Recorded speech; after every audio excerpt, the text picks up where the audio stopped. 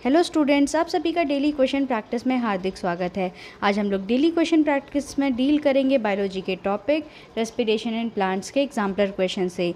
जो लोग पहली बार हमसे इस लाइव वीडियो में जुड़े हैं उन सभी को मैं बता देना चाहती हूँ कि डॉक्टर श्लोक केमिस्ट्री लाते हैं रोज़ रात 10 बजे डेली क्वेश्चन प्रैक्टिस।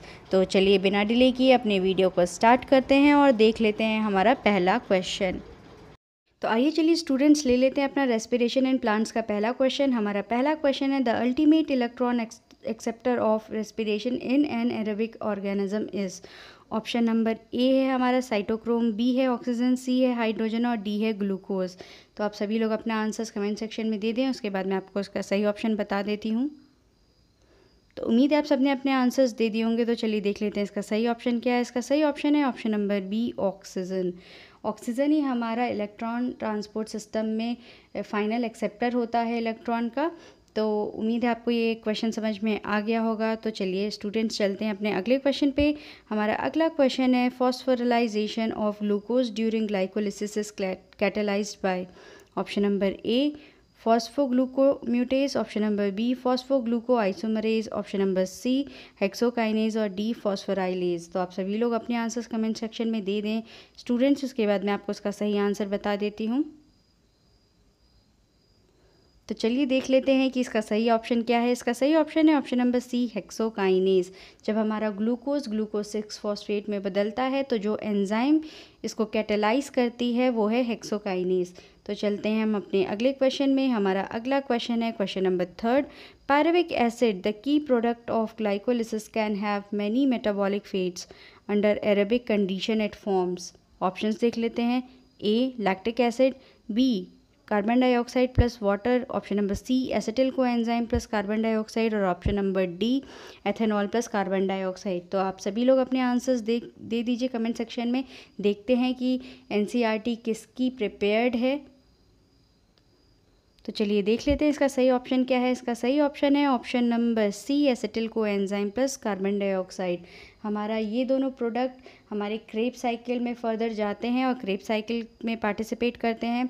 तो चलिए स्टूडेंट्स अपना क्वेश्चन नंबर 4 देख लेते हैं। हमारा क्वेश्चन नंबर 4 है electron transport system is located in mitochondrial. Option number A outer membrane, B inter membrane space, C inner membrane और डी मैट्रिक्स।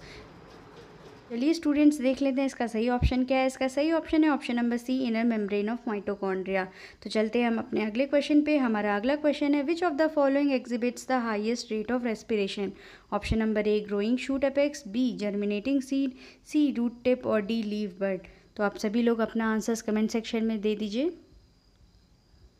तो उम्मीद है आप सबने अपने आंसर्स दे दिए होंगे। तो चलिए देख लेते हैं इसका सही ऑप्शन क्या है। इसका सही ऑप्शन है option number B germinating seed. तो हमारा जर्मिनेटिंग सीड का सबसे ज़्यादा हाईएस्ट रेट ऑफ रेस्पिरेशन होता है क्योंकि उसे ज़्यादा ऑक्सीजन चाहिए होता है ग्रो करने के लिए। जब हमारी ऑक्सीजन की डिमांड बढ़ती है तो रेट ऑफ रेस्पिरेशन भी बढ़ जाता है। तो चलते हैं हम अपने अगले क्वेश्चन पे। हमारा अगला क्वेश्चन है choose the correct statement. Options देख लेते हैं। ऑप्शन नंबर ए है pyruvate is formed in mitochondrial matrix, B है हमारा during the conversion of succinyl coenzyme to succinic acid a molecule of ATP is synthesised, option number C है oxygen is vital in respiration for removal of hydrogen और option number D है there is complete breakdown of glucose in fermentation. तो आप सभी लोग अपने answers comment section में लिख दीजिए। तो चलिए स्टूडेंट्स देख लेते हैं इसका सही ऑप्शन क्या। उम्मीद है आप सभी ने आंसर्स दे दिए होंगे। तो एग्जाम्पलर के अकॉर्डिंग इसका ऑप्शन नंबर सी सही है, पर मेरे अकॉर्डिंग इसका ऑप्शन नंबर बी भी गलत नहीं है क्योंकि सक्सिनिल कोएंजाइम को जब हम सक्सिनिक एसिड में बदलते हैं तो हमारा एक मॉलिक्यूल ऑफ जीटीपी निकलता है जो कि एनालॉगस होता है एटीपी के। तो हमारे अकॉर्डिंग तो ये गलत नहीं है, पर आपके एग्जाम्पल में ऑप्शन नंबर सी दिया हुआ है। तो ए देख लेते हैं हमारा क्यों रॉन्ग है, क्योंकि पायरुवेट हमारा माइटोकॉन्ड्रियल मैट्रिक्स में नहीं फॉर्म होता बल्कि साइटोप्लाज्म में फॉर्म होता है। और ऑप्शन नंबर डी में हमारा कंप्लीट नहीं इनकम्प्लीट ब्रेकडाउन ऑफ ग्लूकोज होता है फर्मेंटेशन के दौरान। तो उम्मीद है आपको क्वेश्चन नंबर 6 समझ में आ गया होगा। तो चलते हैं अपने क्वेश्चन नंबर 7 की ओर। हमारा क्वेश्चन नंबर 7 है mitochondria are called power houses of the cell, which of the following observation support this statement. Option number A mitochondria synthesise ATP, option number B mitochondria have double membrane, option number C the enzyme of the Krebs cycle and the cytochromes are found in mitochondria, और option number D mitochondria are found in almost all plants and animal cells. तो आप सभी लोग अपने answers comment section में लिख दीजिए, उसके बाद मैं आपको इसका सही ऑप्शन बता देती हूँ। तो उम्मीद है स्टूडेंट्स आप सभी ने अपने आंसर्स दे दिए होंगे। तो इसका सही आंसर है option number A, mitochondria synthesise ATP.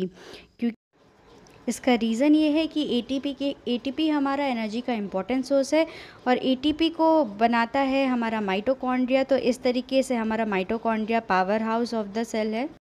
तो चलिए स्टूडेंट, क्वेश्चन पे हमारा अगला क्वेश्चन है, question number 8। The end product of oxidative phosphorylation is A NADH, B oxygen, C ADP और डी ATP प्लस वाटर। तो आप सभी लोग अपने आंसर्स कमेंट सेक्शन में दे दीजिए, फिर मैं आपको इसका सही आंसर बता देती हूँ। तो स्टूडेंट्स, इसका सही आंसर बता दिया जाए। इसका सही आंसर है option number D, ATP plus water. तो ऑक्सीडेटिव फॉस्फोराइलेशन का एंड प्रोडक्ट हमारा ATP और वाटर होता है। तो चलिए अपने अगले क्वेश्चन पे चलते हैं। हमारा अगला क्वेश्चन है, match the following and choose the correct option from those given below. तो ऑप्शंस कॉलम्स देख लेते हैं, हमारे कॉलम्स क्या क्या हैं। Column number A, column number B. तो ए में हमारे हैं मॉलिक्यूलर ऑक्सीजन, बी में है इलेक्ट्रॉन एक्सेप्टर, सी में है पायरुवेट डिहाइड्रोजनेज और डी में है हमारा डीकार्बोक्सिलेशन। और हमारा कॉलम नंबर बी में है अल्फा क्यूटोग्लूटारिक एसिड, सेकेंड है हमारा हाइड्रोजन एक्सेप्टर, थर्ड है साइटोक्रोम सी और फोर्थ है एसिटिल कोएंजाइम ए। तो आप सभी लोग अपने आंसर्स दे दीजिए, कौन सा ऑप्शन आपको सही लगता है मैच करने के बाद। तो चलिए स्टूडेंट्स देख लेते हैं कि कौन सा इसमें ऑप्शन सही है। पहले हम मैच कर लेते हैं दोनों कॉलम्स को। मॉलिक्यूलर ऑक्सीजन का होगा हाइड्रोजन एक्सेप्टर, क्योंकि हमारा ऑक्सीजन ETS के बाद as a final hydrogen acceptor भी काम करता है। इलेक्ट्रॉन एक्सेप्टर है हमारा साइटोक्रोम सी, पूरे ETS में हमारे जो इलेक्ट्रॉन्स को ट्रांसफ़र करते हैं वो हैं साइटोक्रोम के ग्रुप्स। तो हमारा ऑप्शन नंबर सी है, मतलब कॉलम ए में जो ऑप्शन नंबर सी है वो है पायरुवेट डिहाइड्रोजनेस, इसका होगा हमारा एसिटिल कोएंजाइम। और ऑप्शन नंबर डी का है हमारा फर्स्ट अल्फा क्यूटोग्लूटारिक एसिड। तो इसके अकॉर्डिंग हमारा जो ऑप्शन सही है वो है ऑप्शन नंबर ए। हमारा ए का सेकंड है, बी का थर्ड है, सी का फोर्थ है और डी का हमारा फर्स्ट है। तो उम्मीद है स्टूडेंट्स आपको ये सही से समझ में आ गया होगा। इसी के साथ हमारा आज का डेली क्वेश्चन प्रैक्टिस ख़त्म होता है। मिलते हैं कल रात 10 बजे अगले डेली क्वेश्चन प्रैक्टिस के अगले चैप्टर के साथ।